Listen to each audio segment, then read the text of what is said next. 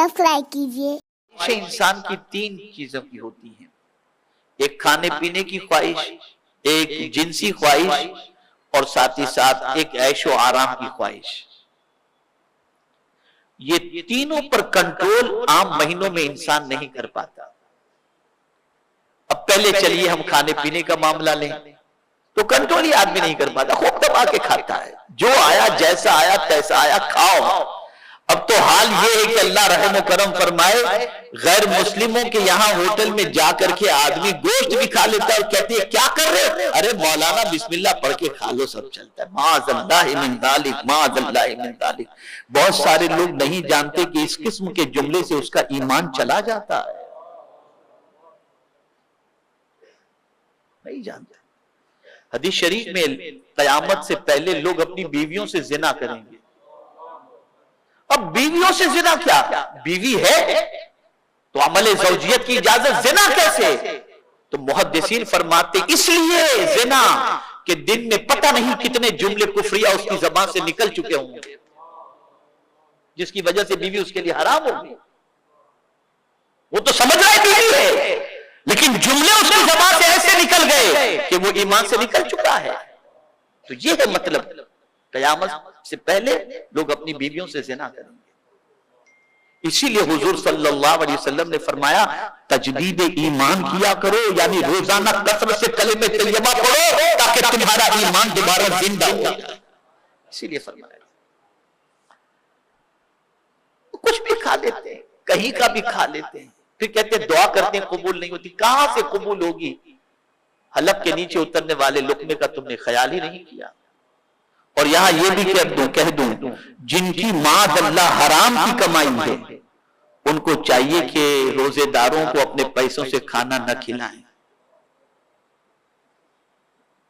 ख्याल करें, अल्लाह सबकी हिफाजत फरमाए।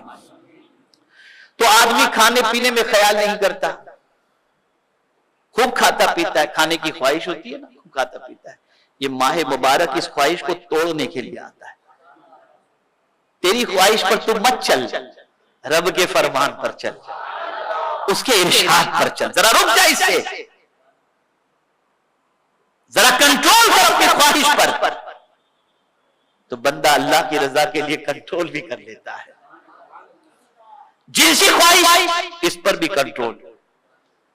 और तीसरी ख्वाहिश आराम की होती है। आप देखते होंगे नॉन स्टॉप नींद के बहुत सारे शौकीन होते हैं, रात को 10 बजे सोएं तो सुबह 5 बजे उठे, नॉन स्टॉप नींद। और जब मेरे जैसा आदमी होता है ना तो कहता है, कोई पूछता है हजरत नींद हुई कि नहीं, तो मैं कहता हूं हाँ इंस्टॉलमेंट में नींद हुई।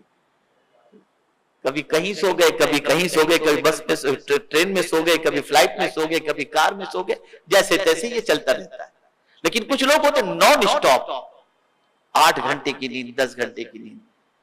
तो ये ऐशो आराम की जिंदगी लोग पसंद करते हैं। तो कुर्बान जाइए, इस ख्वाहिश को भी अल्लाह ने कैसे तोड़ा, कैसे तोड़ा। अभी खा करके आप उठे, अरे ईशा का टाइम हो गया, तरावी से भाग गया और तरावी में शरीक हो गए, थक गए 20 रकात पढ़ करके, थकान महसूस हो रही, बाहर निकले, चाय पिए, दूध पिए, फिर सोचे थोड़ा सा आराम कर लूं, या तफसीर कुरान चल रही है तो उसमें बैठ गए, और फिर जाकर लेटे। अच्छी नींद लगते लगते 2 घंटे लग गए, अभी आंख लगी थी, थोड़ा टाइम गुजरा कि अलार्म बजने लगी, सहरी का टाइम हो गया, फिर नींद तोड़ करके उठे। तो मौला ख्वाहिश को तोड़ रहा है और बंदे को बता रहा है तू तेरी ख्वाहिश को तोड़ और मुझसे अपना रिश्ता जोड़, और बता दुनिया को तू अपनी मर्जी का पाबंद नहीं है, तू वो चाहता है जो तेरा मौला चाहता है। जब तू ये करेगा तो बंदे तू जो मांग इफ्तार के वक्त में तुझे अता करेगा।